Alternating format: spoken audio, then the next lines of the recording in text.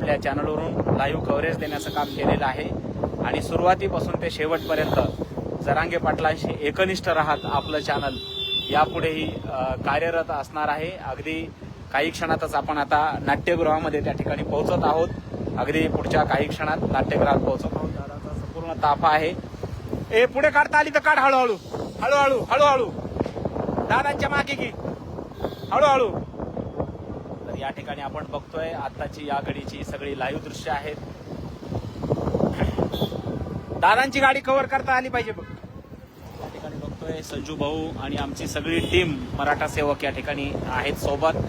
प्रत्येक क्षणाची प्रत्येक live update आपण पाहत असतो। या ठिकाणी आता संघर्ष होते म्हणून दादा जरांगे पाटील यांचं बीड नगरीमध्ये आगमन झालंय।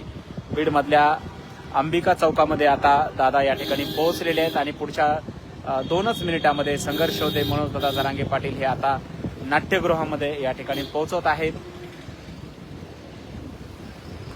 मित्रांनो, जरांगे पाटलांच्या प्रत्येक लाईव्ह अपडेटसाठी आपलं चॅनल फॉलो करा आणि प्रत्येक अपडेटसाठी प्रत्येक महत्त्वपूर्ण अपडेटसाठी चॅनल फॉलो करायला विसरू नका।